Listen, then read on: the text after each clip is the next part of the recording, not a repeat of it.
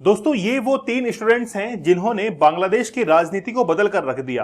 पूरा तख्ता पलट जो है वो बांग्लादेश के अंदर हो चुका है। लेकिन आखिरकार ये तीन स्टूडेंट कौन है, कहां से इनको मोटिवेशन मिला है? शेख हसीना का ये कहना है कि पाकिस्तान के द्वारा समर्थित ये आतंकवाद है जिन्होंने बांग्लादेश के अंदर पूरी तरीके से तख्ता पलट कर दिया है। तो चलिए सबसे पहले मैं कुछ आप लोगों को हिस्ट्री बता देता हूं। आप लोग यहां पर शेख मुजीबुर रहमान को देख रहे हैं। शेख मुजीबुर रहमान को बांग्लादेश का मुक्तिदाता कहा जाता है, जिन्होंने 1971 के अंदर पाकिस्तान से बांग्लादेश को आजादी दिलाई थी और ये उनकी वाइफ हैं। मतलब ये दोनों जो है वो माता पिता हैं शेख हसीना के। इनका असैसिनेशन 1975 के अंदर हुआ था 15 अगस्त को। इसीलिए मैंने पहले भी आप लोगों को कहा है कि 15 अगस्त को हम लोग तो इंडिपेंडेंस डे सेलिब्रेट करते हैं, लेकिन बांग्लादेश शोक दिवस के रूप में मनाता है। शेख हसीना को आप लोग यहां पर देख सकते हैं। उनके जो पति हैं उनका नाम है वाजेद।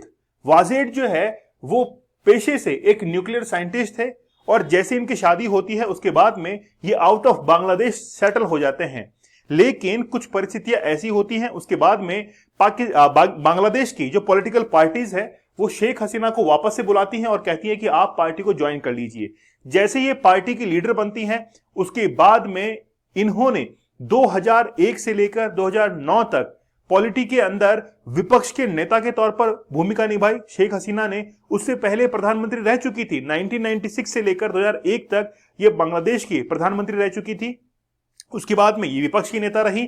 फिर 2009 से लेकर 2024 तक, अगस्त 2024 तक ये बांग्लादेश की प्रधानमंत्री थी। लेकिन ऐसा क्या हुआ कि ये पूरी की तरीके से तख्ता पलट हो गया। चलिए मैं आप लोग को बताता हूं। सबसे पहला ये जो व्यक्ति है इसके बारे में मैं देखता हूं। सबसे पहला ये जो व्यक्ति है इसका नाम है नाहिद इस्लाम। नाहिद इस्लाम जो है वो ढाका यूनिवर्सिटी का एक छात्र है।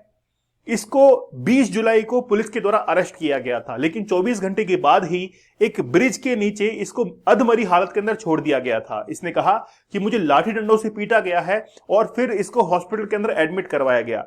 एडमिट करवाने के बाद हॉस्पिटल से ही 25 जुलाई के दिन वापस से वहां की डिटेक्टिव एजेंसी ने इसको अरेस्ट कर लिया। उस समय ये वीडियो बनाकर वायरल करता है और स्टूडेंट्स को कहता है कि अब वो वक्त आ चुका है कि हम लोग बांग्लादेश के लिए उठ खड़े हों, क्योंकि बांग्लादेश एक ऐसे गर्त के अंदर जा रहा है, एक ऐसे अंधेरे की तरफ जा रहा है जहां से निकलना नामुमकिन है। इसलिए इसने जितने भी स्टूडेंट्स की शक्तियां थी, जो शक्तियां होती हैं मतलब स्टूडेंट्स को इकट्ठा किया, उनकी जितने भी विचारधाराएं थी उनको स्प्रेड किया और नाहिद इस्लाम जो है वो उनका एक चेहरा बना। तो सबसे बड़ा जो चेहरा था वो नाहिद इस्लाम ही था। उसके बाद में ये जो दूसरा लड़का आप लोग देख रहे हैं, ज्यादा उम्र नहीं है, आसिफ महमूद। तो आसिफ महमूद जो कि ढाका यूनिवर्सिटी के अंदर लैंग्वेज का स्टूडेंट है, इसको भी 26 जुलाई के दिन हॉस्पिटल से अरेस्ट कर लिया गया था डिटेक्टिव एजेंसी के द्वारा और उसके बाद में थाने के अंदर जाकर इसके साथ में मारपीट की गई थी। फिर एक जबरन जो है वो वीडियो बनाया गया और वीडियो बनाकर ये कहलवाया गया इससे कि हम लोग इस आंदोलन को वापस लेते हैं। और जब स्टूडेंट्स तक ये बात पहुंची कि आखिरकार ये वीडियो जबरन बनाया गया है तो ये आंदोलन और उग्र हो गया। और फिर बाद में जैसे ही बांग्लादेश से पीएम जो है शेख हसीना वहां से देश छोड़ के निकलती हैं, उसके बाद में इस लड़के ने यह कहा कि हम बांग्लादेश के अंदर कभी भी आर्मी जो रूल है उसको बर्दाश्त नहीं करेंगे, यहां पर डेमोक्रेसी होनी चाहिए। और उसके बिहाफ पर इसने कहा कि हम लोग बांग्लादेश को किसी भी तरीके से शेख हसीना के हाथ में नहीं छोड़ेंगे। लेकिन विद्यार्थियों के संगठन को इसने आकर्षित किया, इसकी आवाज को आकर्षित किया और बहुत सारे स्टूडेंट्स को इसने इकट्ठा कर लिया, क्योंकि आरक्षण का मामला वहां पर चल रहा था। इसके बाद में ये जो तीसरा व्यक्ति है इसका नाम है अबू बकर।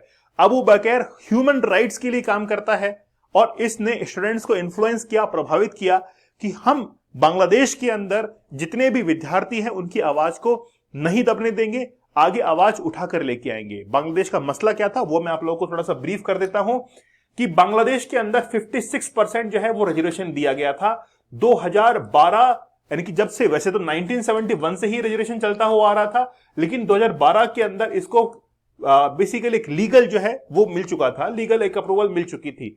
2018 के अंदर जैसे स्टूडेंट्स ने आंदोलन किया था उसके बाद में इसको रद्द कर दिया गया था। 4 महीने तक ये स्टूडेंट्स का आंदोलन चला था, उसके बाद में रिजर्वेशन को रद्द कर दिया गया था। रिजर्वेशन के अंदर आखिरकार गड़बड़ कहां पर थी? ये जो 56% का रिजर्वेशन था इसमें से 30% का रिजर्वेशन उनके लिए था जो कि 1971 के अंदर उनके मान लीजिए फादर हैं, 4 फादर हैं, वो यहां पर शहीद हुए हैं, तो उनके लिए 30% का रिजर्वेशन दिया गया था और इसी से स्टूडेंट्स नाराज थे। इन्होंने कहा था कि इसको रद्द कर दीजिए। 2018 के अंदर शेख हसीना ने रद्द कर दिया था, लेकिन 2024 के अंदर वापस से हाईकोर्ट ने इसी आरक्षण को 56% आरक्षण को रिज्यूम कर दिया, लागू कर दिया बांग्लादेश के अंदर, और इससे विद्यार्थी ज्यादा उग्र हो गए।